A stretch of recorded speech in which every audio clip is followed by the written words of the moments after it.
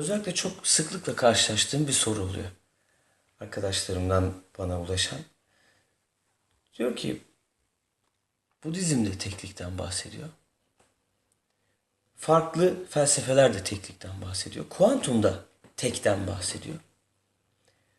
O zaman şimdi senin İslam'da da bahsin tek. Bunların hepsi aynı şey o zaman. Ne fark eder hangi birini seçtiğim şeklinde bir soruyla karşılaşıyorum. Ben de soruyu direkt size iletiyorum. Şimdi teki bilmek esasında amaç, nihai amaç değil. Teki bildikten sonra esas iş başlıyor.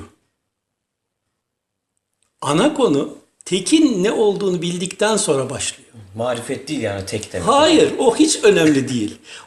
Orayı zaten dediğiniz gibi bugün varlığın kuantum boyutunu tespit etmek suretiyle bilim de tespit etti. Dolayısıyla o kuantum boyut içinde gerçekte çokluk kavramı olmadığını, çokluk kavramının bir algılama özelliği olduğunu bilim de tespit etti. Dolayısıyla olay burada değil. Şimdi olay insan adı verilmiş olan yapının kendini tanıması olayı. Şimdi varlık eğer tekse, varlık sonsuz ve sınırsız özelliklere sahipse, ki İslam'da buna Esma-ül Hüsna ile işaret ediliyor o tekin özellikleri olarak, ki o tekliği vurgulayan Vahid, Ehad, Samet isimleri ve İhlas suresi. Şimdi varlık tekse, o zaman insan dediğimiz varlığın kendini tanıması olayı mühim burada. Tekliği bilmek değil. Kur'an'da diyor ki biz halife meydana getireceğiz ve ona bütün isimleri talim ettik diyor.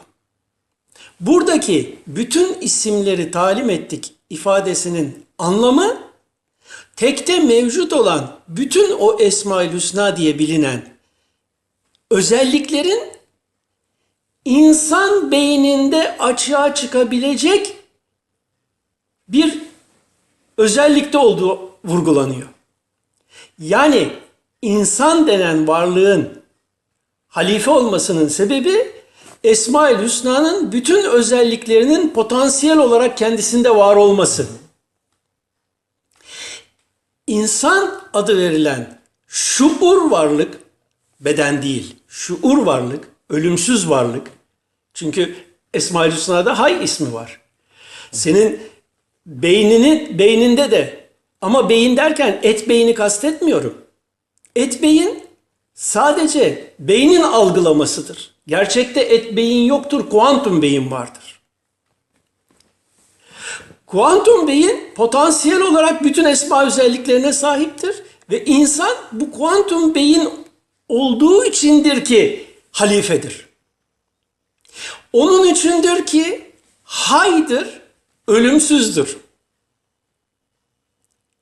Yani ölümsüz olan haydır, Allah'tır.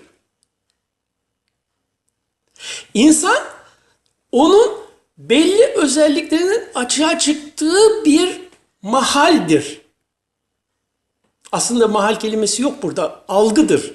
Yani bunları anlattıklarımı anlamak için evvela beynin nasıl çalıştığını, beyinde algılamanın nasıl oluştuğunu ve bizim nerede nasıl yaşamakta olduğumuzu fark etmemiz lazım.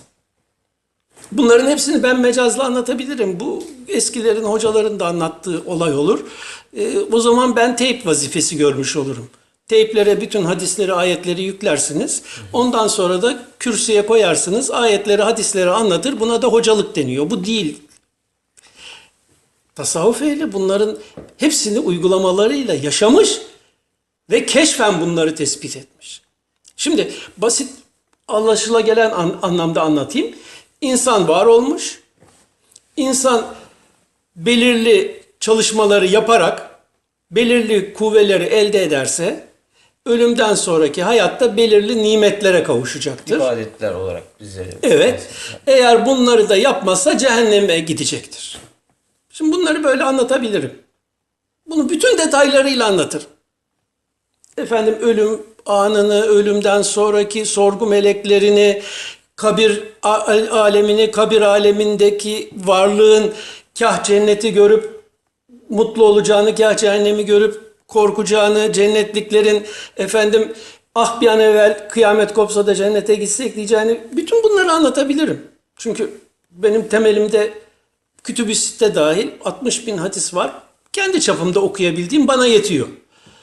Kur'an'da da bunları anlatıyor. Zaten çeşitli büyük zatlar da anlatmış. Ama benim olayım bu değil. Ben bütün bu anlatılanların mecaz yollu, sembol yollu, misal yollu anlatımların gerçekteki karşılıklarını fark ettirmeye çalışıyorum keşfedebildiğim kadarıyla, Allah'ın nasip ettiği kadarıyla. Bunu anlamak önemli.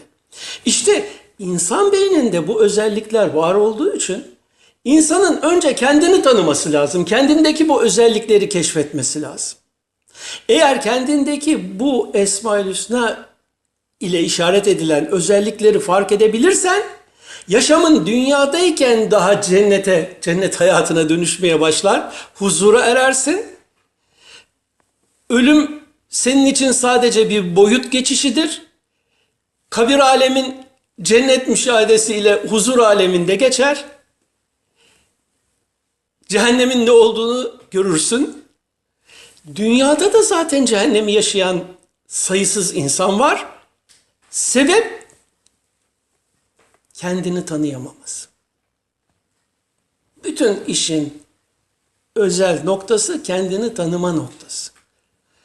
Hiçbir zaman bu bahsettiğiniz ekollerde kendini bu yönleriyle tanıma konusu açıklık kazanmamıştır. Burada kendimizin ne olduğunu ve sistemin ne olduğunu aslında anlayamamak, kavrayamamak, belki de üstünü birazcık örtmek de yatıyor olabilir. Ağırlıklı olarak buralarda tıkanıklıklar yaşıyoruz. Ve hep dışarıya atfetmemiz, bir konuyu anlamadığımız zaman bana bunu anlatamadılar dememiz, hep suçu karşıya atmamız ve bu alışkanlıkla süre geliyor olması da aslında demişler ya iğneyi kendine çuvaldızı başkasına diye. Aslında hepsini kendimize batırmamız gerekiyor buradan. Böyle Biz bir iğneyi bile batırmıyoruz.